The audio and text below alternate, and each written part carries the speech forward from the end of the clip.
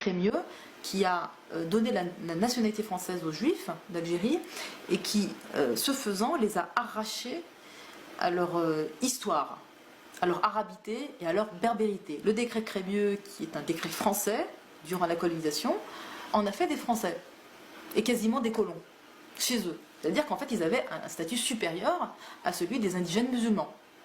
Ça, c'est le premier facteur qui explique les conflits entre juifs et arabes.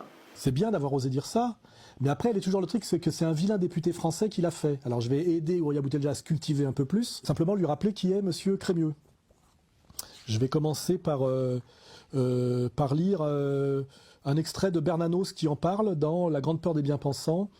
Très bon livre de Bernanos, réédité au livre de poche et préfacé par Elie Wiesel. C'est assez drôle. Je pense qu'il l'a pas lu. Je pense qu'il a pas lu non plus La Nuit. Si on veut faire une petite plaisanterie. Il n'est sans doute pas l'auteur non plus. Donc c'est au chapitre 14. Au cours de la guerre de 1870, les fantassins arabes, dont la conduite fut héroïque, particulièrement à Wissembourg et à Vorst, étaient devenus populaires sous le nom de Turcos. Le nouveau régime se contenta de les démobiliser, mais Adolphe Crémieux, membre du gouvernement provisoire et fondateur de l'Alliance israélite universelle, décida de naturaliser en bloc par décret tous les juifs d'Algérie, qui n'avaient pourtant pas donné un homme à la défense nationale.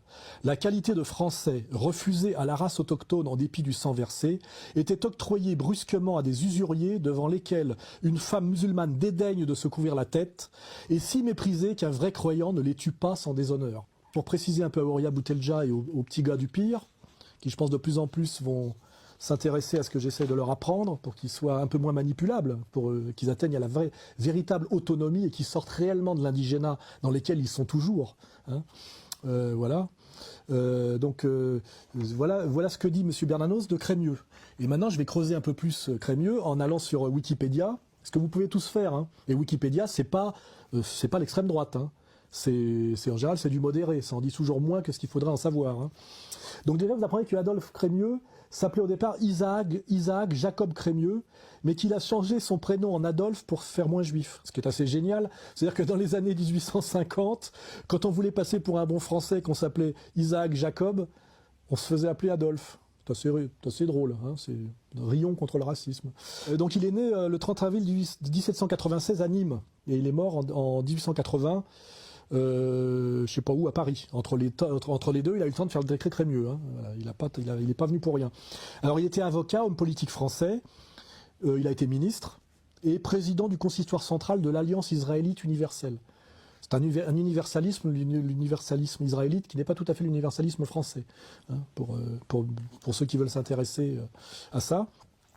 Il est l'auteur du décret Crémieux d'octobre 1870.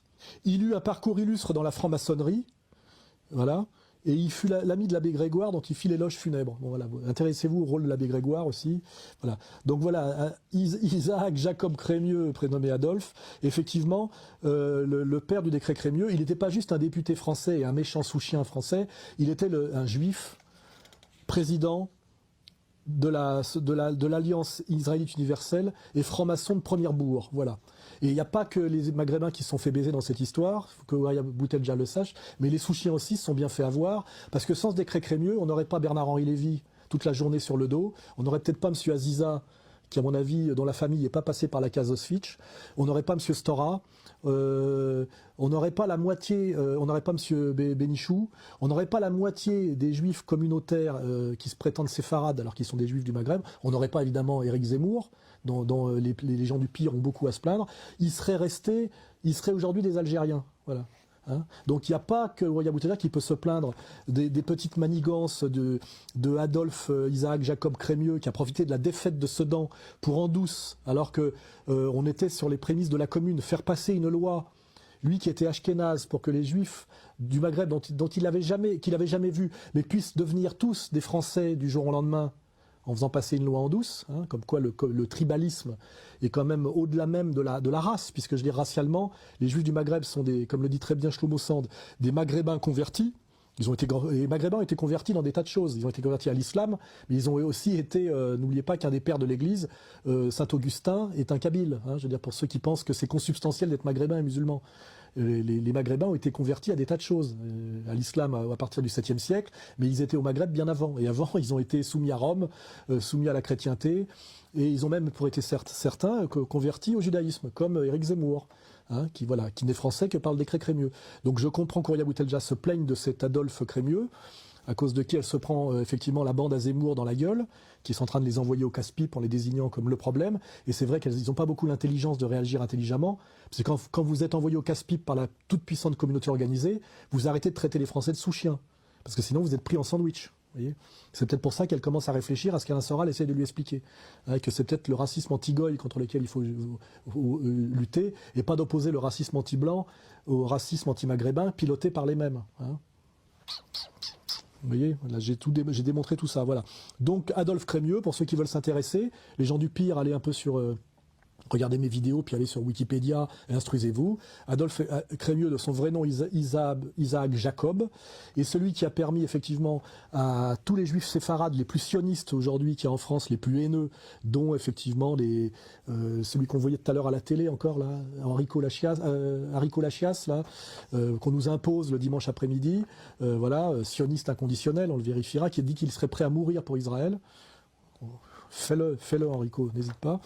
Voilà, tous ces gens-là ne seraient pas français, et nous les Français de souche ne les subirions pas, leurs injures, leur agressivité, leur mépris, leur haine, toute la journée, s'il n'y avait pas eu le décret Crémieux. Donc, et Ouria et moi sommes les victimes du même Crémieux. Voilà.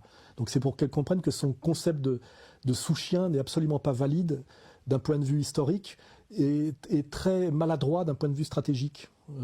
Voilà. Et je pense qu'elle commence à le comprendre. Voilà.